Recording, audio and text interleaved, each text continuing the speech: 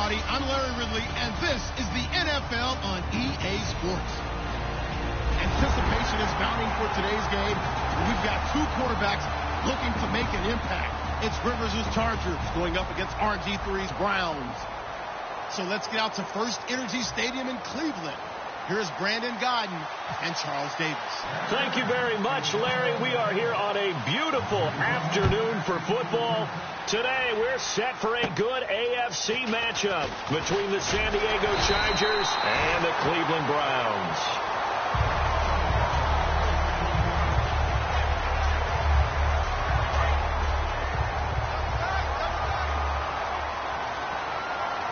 They come out with one back and three tight ends. On the ground, this is Isaiah Crowell. Credit him with a 1-yard gain there to make it 2nd and 9. The starters for the Cleveland Browns. And let's discuss the tight end, Gary Barnidge. Sometimes he can get overlooked. I love how he emerged in 2015. We had a scouting report on him that said he was a good blocker, dependable receiver, but no stardom at all. Had a 1,000-yard season in 2015. No longer do we have those shackles on him at all. Gary Barnidge can play.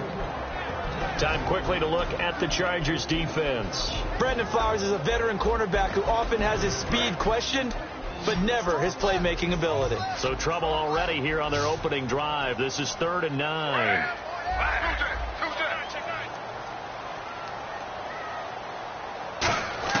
On 3rd down, Griffin. And he fires one that's intercepted. A great read, and it's picked off. And his guys are going to take over.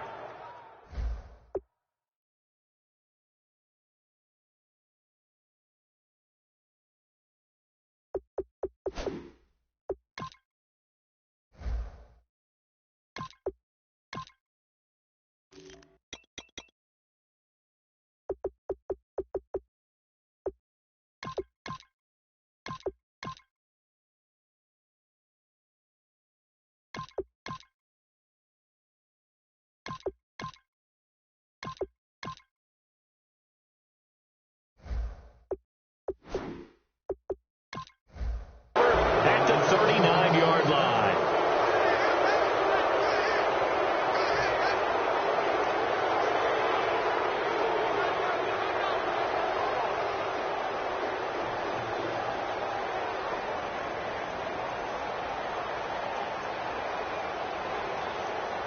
Really nice starting field position here for the offensive unit.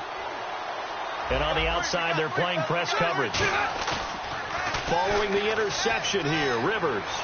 Henry's got it out on the left side. Give him 9 there on the first down completion.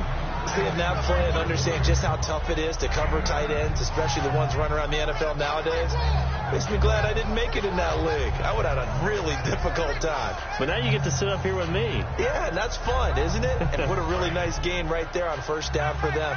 Brings up a nice 2nd down for them. They'll run. This is Melvin Gordon.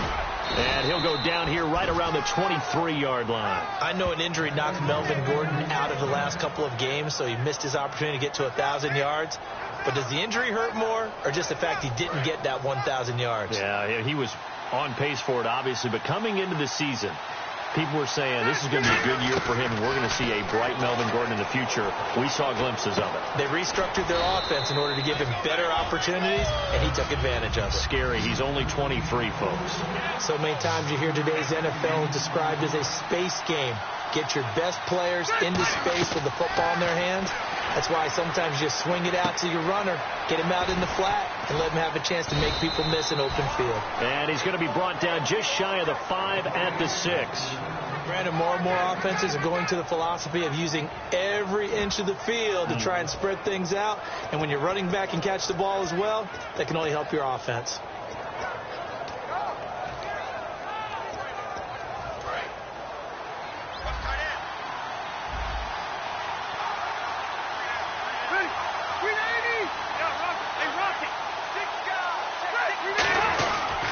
First and goal, Melvin Gordon. And he gets him a little bit closer. He takes it from the 6 inside the 5 to the 4.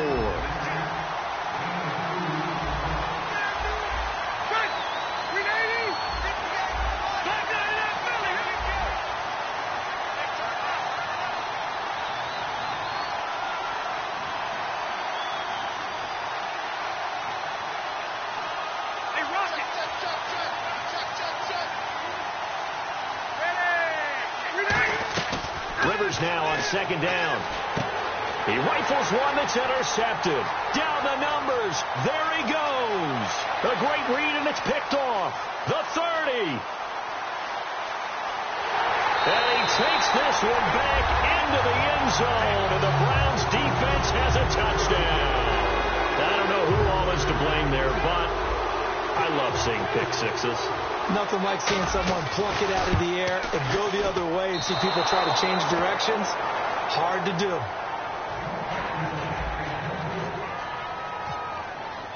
So they'll get another shot on offense following that pick six, and now the kick is away. And a fair catch signaled for and taken successfully. And now San Diego getting set to go.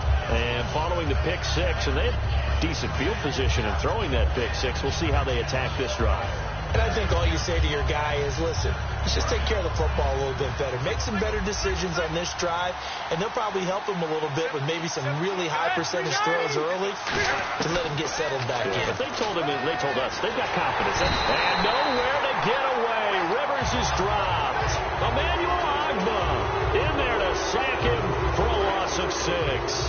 Boy, he came in off the edge so quickly there. Look out, because that's exactly what it was being shouted by the offensive lineman to his quarterback, because he had no chance to block him. Oh, and this ball's tipped and intercepted. Picked off by Tremont Williams. And he's just across midfield and down at the 49-yard line. And as the Cleveland Browns come back out on the field, they'll get going again on offense here in a second. But 1-15 this last year. And it's a franchise that since moving back to Cleveland in '99 has only been to the playoffs one time. Hard to believe, right? Just 2 winning seasons in that time. Yeah, only 2. Well, but I think there's optimism to be had here in Cleveland. I think that the fans, it's tough for them to see it after another 1-15 season. But I think that they have a plan in place to move this franchise forward.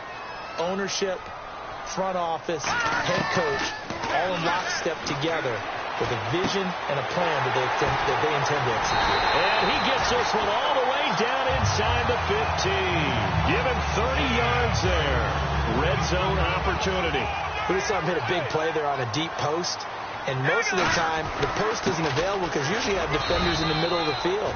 But if you throw enough curls and crossing routes and underneath routes, I know from experience, they get tired of watching those balls get caught. They start to creep up a little bit, and that's when you can hit them big over the top. They come out here in the eye. They'll run it again with Crowell. And he is going to lose yardage here. Back with Charles Davis, I'm Brandon Gaudin. The Browns with a football to begin quarter number 2. They're on the march, but facing a third down here.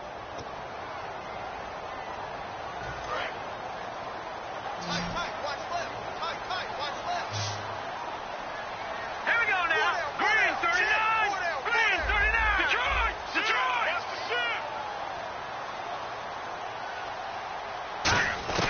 Throwing is Kessler on third down.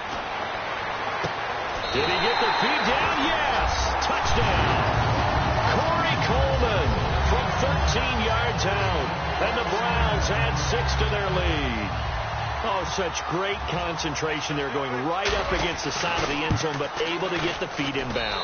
There's so many things that go into that catch, and you just mentioned the concentration, being able to catch the football, get your feet down in bounds, hang on to it all the way through the process of the catch.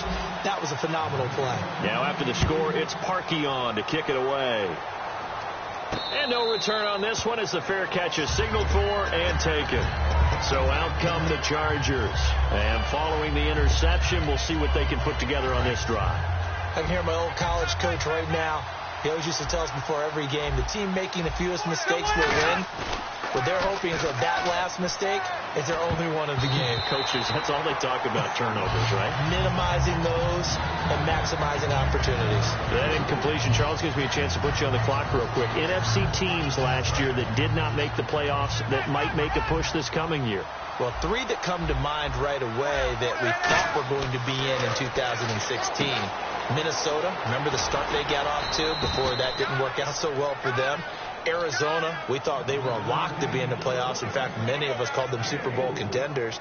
And Carolina, the defending NFC champs going into last season, they didn't make it. So I think that all three could return to former glory. I'm going to give you one way off the pace here. You ready? Let's go. The Los Angeles Rams. Ooh. They get the young quarterback going, and that defense continues to live up to expectations. They can make a real strong push in the West. They've got the D. You're right. They just need the O. And he's got his man in stride, complete. It's a gain of 11 yards that time, and it produces a new set of downs. I think that's a big pickup for a first down, because when you run a drag route against zone, you're sometimes asking for trouble because you might run into a defender. Yeah, well, there they ran into a first down, executed it to perfection. And his throw's going to be incomplete. Little lull in the action here to go over an offseason storyline that's kind of interesting. L.A. a couple years ago, they have no teams, and now they're going to have two with the move from San Diego to L.A. What does that mean for the league and for the Chargers? It seems like an easier transition, doesn't it, than St. And for the third time here in this half, it's intercepted. A great read, and it's picked off. And he'll return this ball across midfield to the 47-yard line. And here are the Browns now as the offense comes back out onto the field. And that recipe on their last drive that resulted in a touchdown looked pretty good, so they'll be hoping to do that once more. And it takes me back to when we sat with the offensive coordinator and the head coach. They felt pretty good about their game plan and thought there were some holes in the defense, and they exploited them the last time out. Let's see if they can come back and put together a similar drive. And we'll see if they can do just that. The tight end, Gary Barnidge, the intended receiver, and that'll bring up second down. It's a tried-and-true formula, and I don't think it'll change for as long as we play football. If someone's trying to throw the ball and you can put pressure on them and make it tough, that's only going to help your defense. Yeah, he's since being hurried. He got rid of it before taking the hit, but incomplete. Kessler will try again on second down. Complete here to Gary Barnidge. And the play goes for 19 yards, gives him a new set of downs. And the game just keeps evolving. Big guys running those corner routes, so difficult to cover.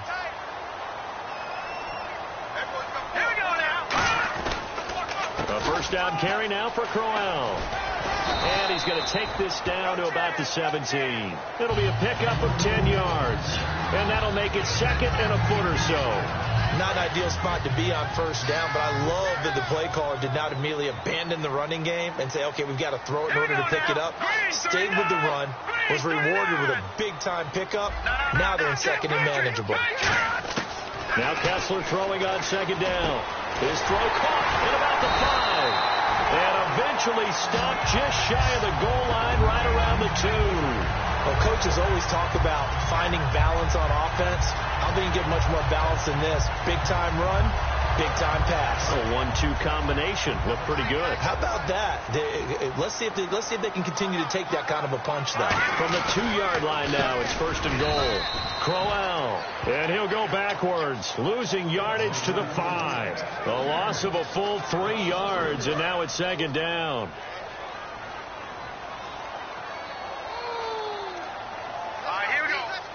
So they're on the 5-yard line here, second down and goal. And he is going to lose yardage here. So he loses 3 yards there. Now third down.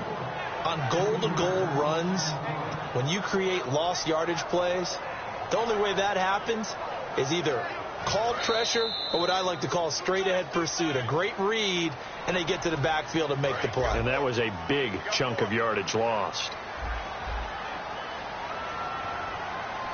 An extra defensive back on the field here for third and goal. To throw, Kessler. That's caught at the 1. Call it a pickup of 7. And that will bring up an interesting decision here on fourth and goal. So much about offense is what you call hidden yardage. You know, you throw the ball to someone, they catch it, and then they can make a big play. You know, they create a play, run after catch. They did a really nice job there of limiting that and keeping them from a first down. Yeah, stopped him in his tracks. Fourth down, here's Kessler. And that's going to be caught for a Browns touchdown. Terrell Pryor there to make the grab. And the Browns add on to their lead. Big fourth down conversion for the score, and the defense, that is a tough pill to swallow. Big time for them. How about them just deciding to go for it on fourth down and, forget the field goal, because that looked like an easy 3 points. Yeah, you might have had a defensive breakdown in there, but they pressed the issue and found a way to get it into the end zone. Give them big credit for that. And now San Diego getting set to go. And following the interception, just any interception, are you a little bit more cautious when you start that next drive, or no, you just throw that out the window? I think you are. I don't think that there's any way you can run back out there and go, totally didn't affect me. Let's just go ahead and be loose with the football again. You're going to take care of it, but you have to be careful about being too cautious because now you can't run any offense at all. Still want to attack. We'll see how they attack them here. Well, I guess we just discovered that someone is certainly not going to sit back and just take it in this game, huh? No, they were trying to get that touchdown back in one shot. One shot, trying to help out his defense and let the other team know they were coming after him. One receiver left, that's Allen. A second down throw for Rivers. It fights him off. Nowhere to escape, and he goes down.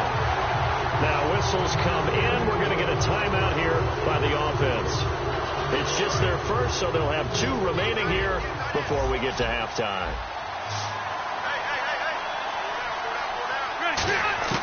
Third and long for Rivers. He's going to loft it deep right sideline. And this is caught on the sideline. But no, they'll say out of bounds. He caught it but was not in bounds. Incomplete.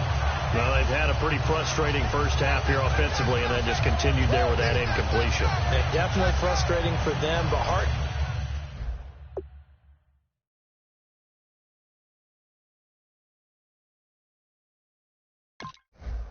for the other guys, those stop troops, they're enjoying things right now because they've made it very difficult for them throughout the half.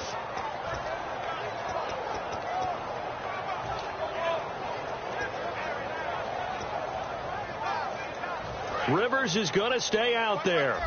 They're going to try for this thing on 4th down. They'll come out in the pistol. They're indeed going for it. It's Rivers. Henry's got it out on the left side. That one good for 14 yards. And they're able to move the chains as they convert on 4th and long. Looks like the defense in press coverage here. Again, we'll see the pistol here. Now a play fake here on 1st down. Deep drop. He's going to float this one deep right side. He couldn't quite hold it. Got hit. Ball pops out. Incomplete. Well, they went for the big play there, but that drop could really hurt their momentum.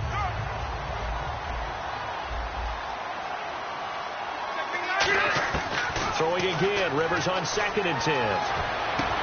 And his pass is intercepted for the 4th time today. A great read, and it's picked off. And his guys will set up shop at midfield at the 50-yard line. Heading out as the Cleveland offense now as they get set to take over here. And they will simply, Charles, be looking to duplicate what they did last drive when they were able to push it in for 6.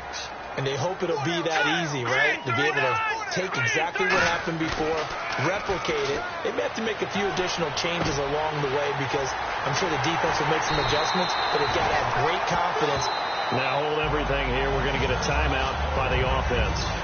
It's just their first, so they'll have 2 remaining here before we get to halftime.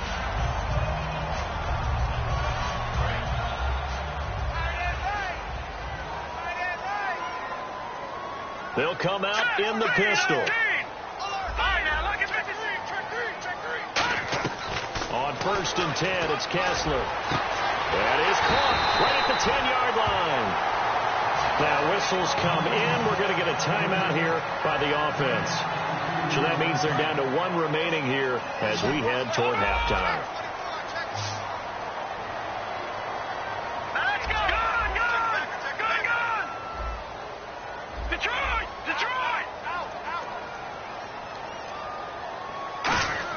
From the gun, it's Kessler. A hit as he throws there, incomplete. The intended target was Corey Coleman, and it's 2nd down. When defenses get to the quarterback that quickly, a lot of times it's called a jailbreak. It wasn't quite that fast, but fast enough that he had no time to look downfield and set himself to throw the ball. And as he tried to do that, he was hit, and it forced an incompletion.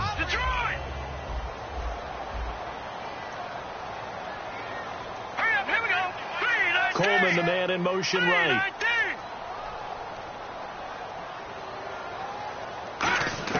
Kessler to throw once more. And he'll take it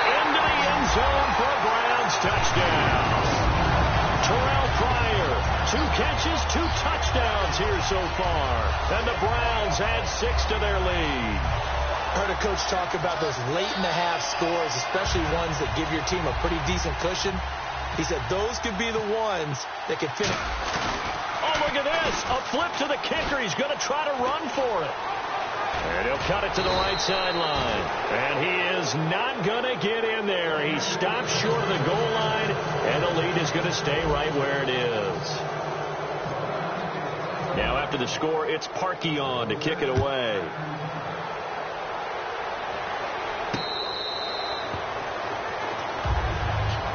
The Chargers offense gets set. They head back onto the field. And with time quickly fading here in the second quarter, not sure how aggressively, offensively they want to play this.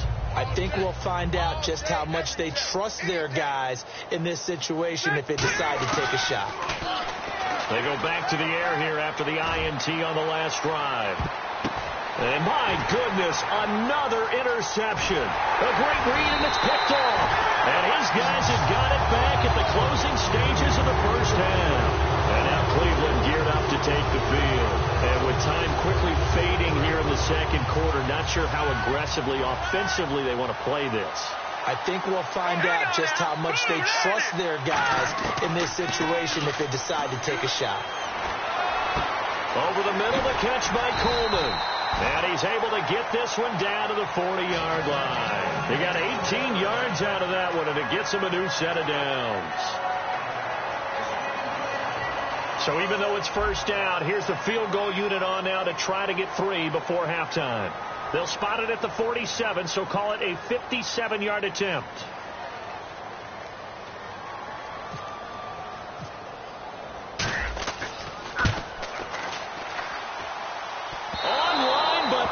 The crossbar, no good. A long-range effort denied 3 points at the very end. And we welcome you back now. Alongside Charles Davis, I'm Brandon Gaudin, getting set for quarter number 3 here. Both teams appear ready for the fight ahead, and we resume action here in quarter number 3. Out comes the Chargers as they'll go on offense now to start this third quarter. They come out here with a 0 on the scoreboard. What was said in that locker room? That's what I want to know. I would love to have been in there because we often have the feeling that there's a lot of shouting, screaming, people upset. But typically, halftime locker rooms are a lot more clinical than that. And in this case, are they upset that the plays weren't working because of execution, or did they think they were just bad plays to call? Yeah. We'll find out pretty quickly here if they feel like they had something going, but they just need to do it a little bit better or not. We'll find out. Going deep here for Allen. And that's caught inside the 30. Rivers to Allen on the hook up there. 44 yards. And at this stage, down in the second half, looks like they just wanted to find a way to get it in the hands of their playmaker, and they did. I think you're exactly right. I don't think the coordinator's looking at his play sheet and trying to figure out which play will work well. He's trying to figure out how to get the ball to the playmaker that you just described. Looking down at that sheet, you find people plays, not necessarily X's and O's, and that's exactly what they did there. On second down, Rivers again. And the hit jarred it loose. It's incomplete. Keenan Allen, the intended target, and that'll make it third down. We know it's not an easy job to go out and catch passes when people are trying to tackle you and knock the ball away. But the bottom line is, that's a pass he's got to have and a pass he should have caught.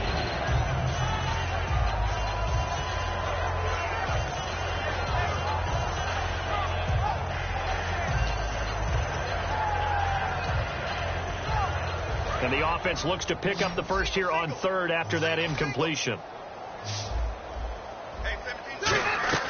They'll throw again. Rivers.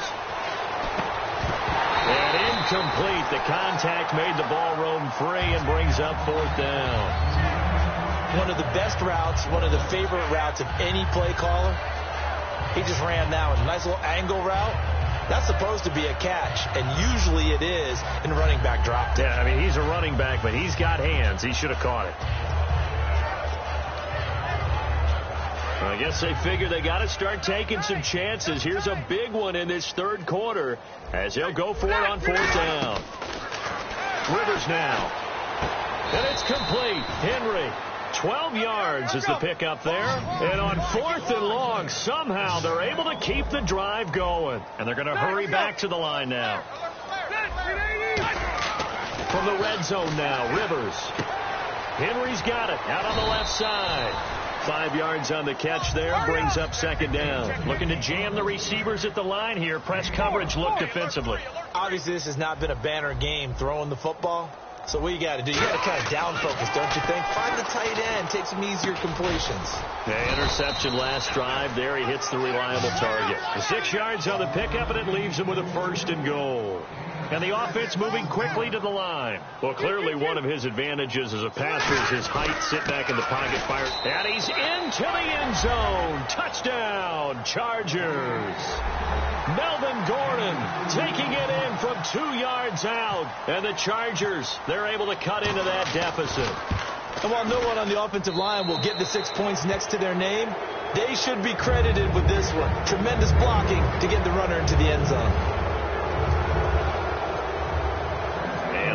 Now, after the touchdown, he'll kick this one away.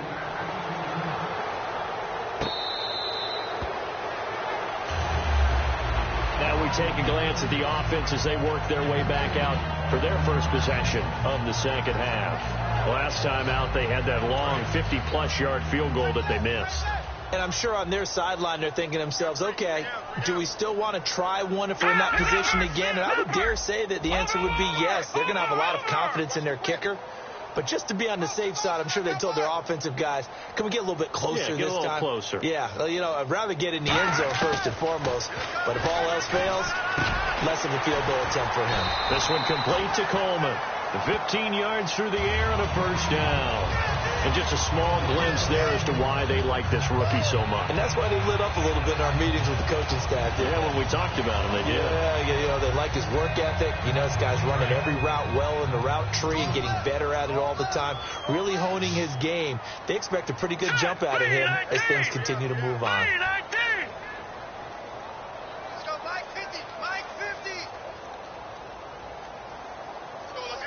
Play clock winding down.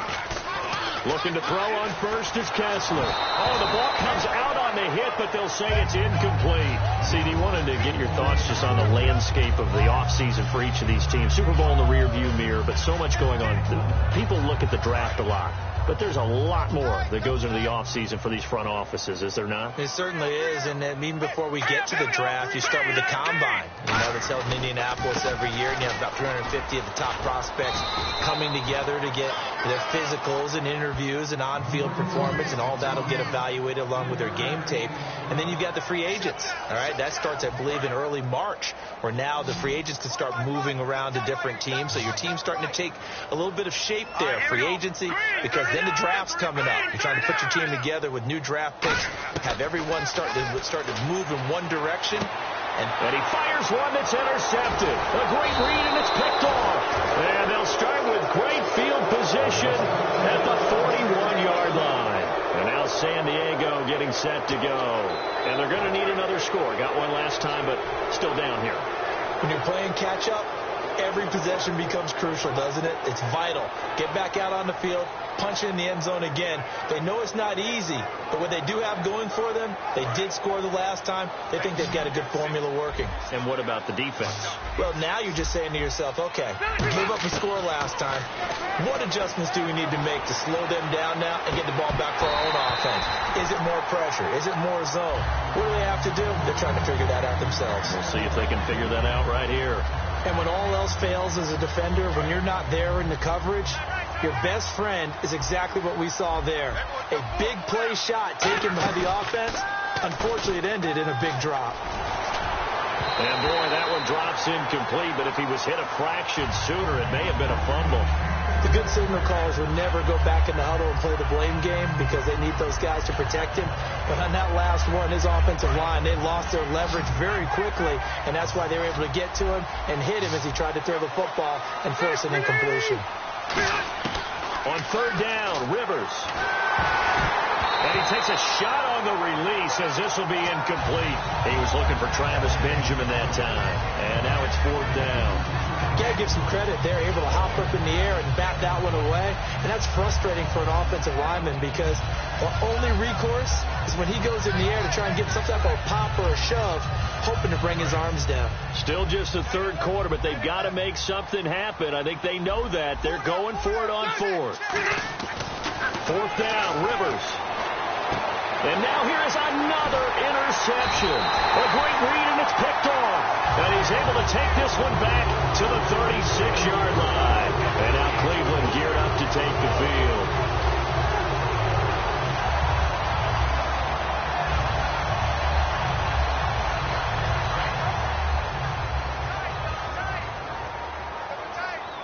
Shipped together here from the D-line.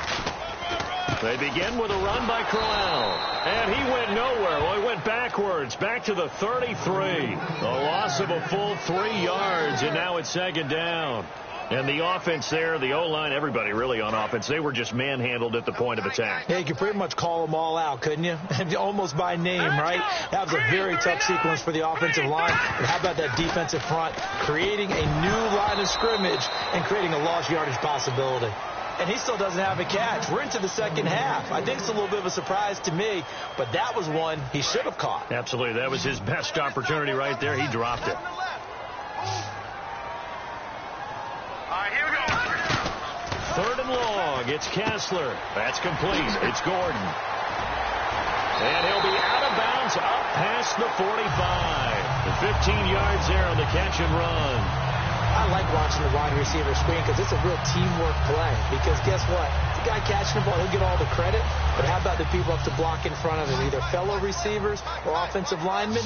That makes that play a really nice timing play, and sometimes it can break big.